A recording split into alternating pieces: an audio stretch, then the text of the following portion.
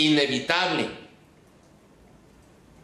en el libre ejercicio de la manifestación de las ideas. Si lo que estoy haciendo es obstruir la vialidad de manera deliberada, eso es un abuso del derecho, ¿no? Ahora, yo quería transitar por Reforma. Pues esta tarde no vas a poder y vas a tener que dar una vuelta más grande. No te voy a aniquilar tu derecho a la libertad de tránsito. Te lo voy a dificultar hoy un poco. Porque no hay derechos absolutos.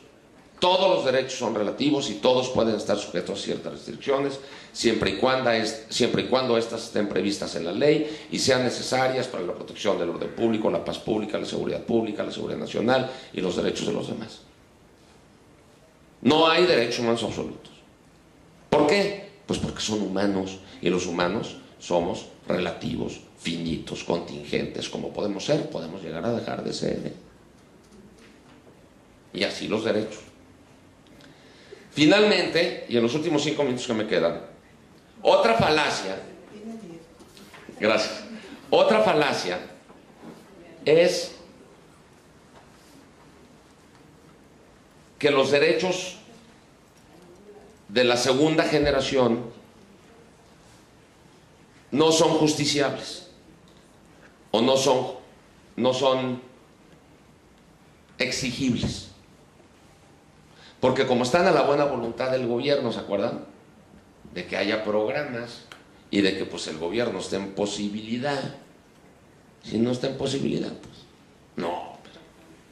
Esa era una de las razones que se usaron durante décadas en este país para decir que los derechos políticos no eran garantías individuales, ¿se acuerdan? Y entonces se cometía un fraude claro, es que se me hace que me dio la versión corta esta mujer, pero bueno. Si se cometía un fraude en las elecciones y un candidato presentaba un amparo, ¿qué le decían?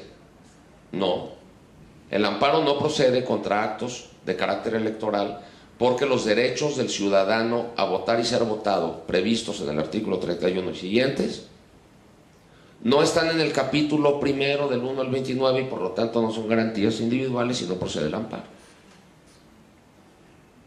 ¿Qué fue lo que tuvo que pasar? Pues que la ciudadanía se tuvo que organizar para arrancarle al Estado la supervisión de las elecciones y convencerlo de que los derechos políticos eran justiciables. El Estado priista, para no reconocer que se había equivocado y que su posición era absolutamente autoritaria, nunca aceptó que el amparo funcionaría perfectamente para defender derechos políticos. Funcionaría perfectamente. ¿Qué tuvo que hacer? Pues crear una cosa nueva, ¿no? Un TRIFE, Tribunal Especializado para los medios de impugnación en caso de violación de los derechos político-electorales. Y el amparo para todo lo demás. Nada más para como dar un maquillaje. Ahora, hoy, ¿creemos que los derechos políticos son justiciables o no? Son perfectamente justiciables. A mí me niegan mi credencial de elector, yo voy, me defiendo y el TRIFE lo más probable es que me dé la razón y el IFE me tendrá que dar mi tarjeta. Y el TRIFE funciona y funciona más o menos bien, podremos no estar de acuerdo con sus decisiones a veces, pero tenemos ahora un sistema de justiciabilidad de los derechos políticos que durante décadas no tuvimos. Y si viéramos las tesis de la Suprema Corte de Justicia sobre la materia, es que nos daría hasta risa. A ver si los encuentro. Y ya con eso termino.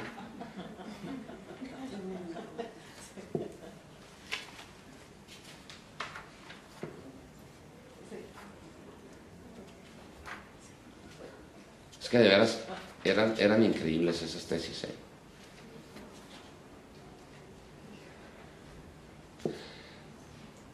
Imagínense, esta es de tesis 87 de la quinta época. Dice: la violación de los derechos políticos no da lugar al juicio de amparo porque no se trata de garantías individuales.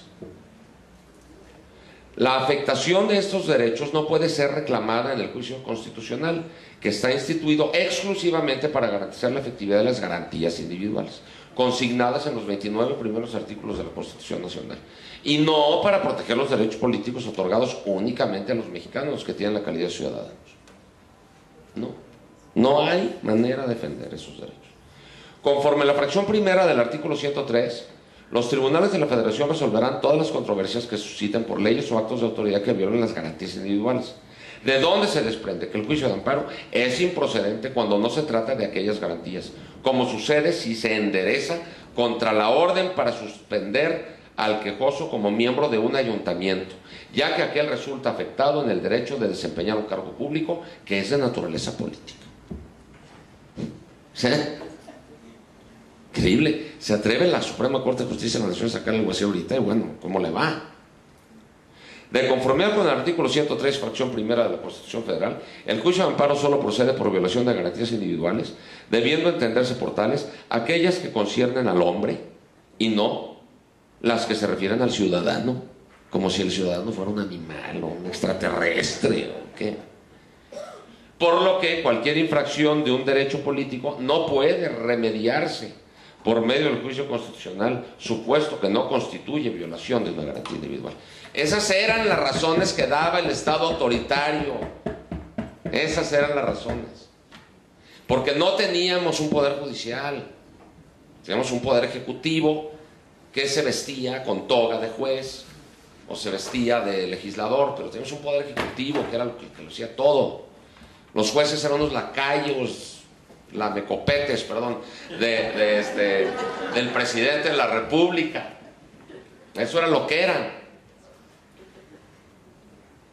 No teníamos independencia del Poder Judicial, y aquí está la prueba, ¿no? ¿Qué es lo que falta para que los derechos sociales se hagan cada vez más justiciables? Ganas. Ganas. Que al Estado le dé la gana, como le dio la gana eventualmente al Estado, porque la ciudadanía se lo arrancó, este derecho a la justiciabilidad de los derechos políticos. No, así de buena gana no lo hizo. Fue porque se le arrancó literalmente, y pues se comenzó en el sexenio de López Portillo, pues por obvias razones, después de haber sido exhibido el sistema, no habiendo ningún otro candidato, pues ahí empezó el movimiento a decir: ya no nos hagamos idiotas, eres un dictador, ¿no? Y como que si queremos tener democracia, tenemos que tener instituciones que nos protejan esa democracia. Entonces, lo que yo quería tratar de comentar con ustedes es que esta doctrina de los derechos civiles y políticos versus los económicos, sociales y culturales y de las llamadas generaciones, si bien encierra ciertas verdades, está plagada de mentiras, fácilmente demostrables, y que hace más daño estar a favor de ella que el beneficio que produce. Es mucho mejor defender la postura de la integralidad de los derechos, consagrada en el párrafo quinto de la Proclamación de Viena. Y con eso pues abrimos ahorita un diálogo para platicar. ¿Qué les parece? Bueno, pues vamos a, en primer lugar, darle gracias hoy aquí al maestro Santiago Corcuera por esta plática. Yo digo que es una gran conferencia con la que él nos ayudó muchísimo a, más que ayudarnos, nos ilustra, ¿no?, con sus puntos de vista de una visión distinta de los derechos humanos.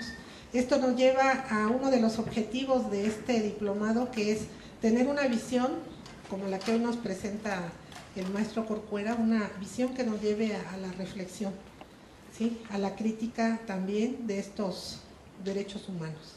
Y bueno, pues vamos a darle un aplauso y después preguntas.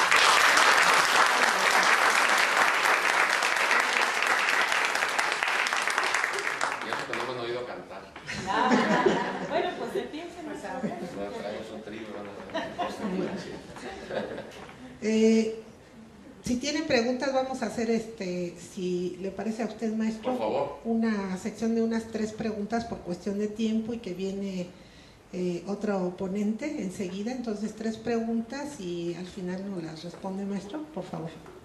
Blanca, por ejemplo, había sí la escucho.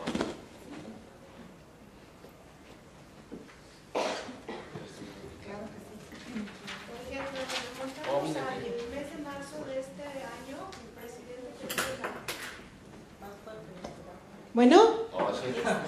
¿Quién habla? Blanca, buenas tardes. Si nos remontamos al mes de marzo de este año en el que el presidente Felipe Calderón recibió al jefe de Estado del Vaticano, al Papa Benedicto, ¿no es una agresión a los derechos religiosos de otros? Por ejemplo, que se pudiera obligar al Ejecutivo, al presidente, de que si va a recibir a una autoridad religiosa de X religión, reciba a su vez en su conjunto a todos los líderes religiosos, que hay religiones aquí en México en materia de igualdad, de cobertura, de no decirle al pueblo la religión católica es la mejor, sino de darle, pues digamos, algo así como igualdad para todas las religiones, porque a mí no me parece que todos los presidentes han estado siempre en el catolicismo, diciéndole a los mexicanos, esto está bien. Entonces, ¿por qué no habría alguna manera de obligar al presidente de que, pues, si va a recibir no solo un líder religioso, que reciba a todos a su vez? Gracias. ¿Quién más? 1, 2 y 3. Perdón, 1, 3 y 2 ahorita, ¿verdad? Ahorita ya no se cuenta 1, 2 y 3, sino que se cuenta 1, 3, 2. ¿O no? ¿O no? ¿Estás de acuerdo? A ver, por favor. Ahorita en el proceso del derecho a la participación ejecutiva, el Consejo no se ha puesto a sesionar. Entonces, en el Distrito Federal está como responsable de ello el secretario de Desarrollo Social. Entonces, eventualmente hemos tenido la idea de que podamos emitir una relación de amparo.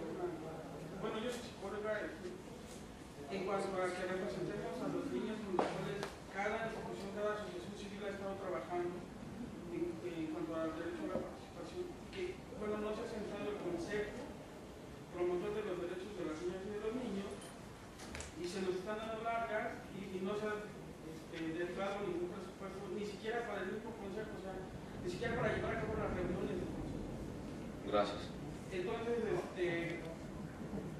sí podría justificar eso como un precedente para arrancarle entonces ahora no solamente los derechos políticos como en su tiempo, sino ahora los derechos sociales, derechos humanos. Gracias. Hola, ¿qué tal? Tengo una duda respecto a, bueno, comentó que los derechos humanos son intrínsecos, ¿no?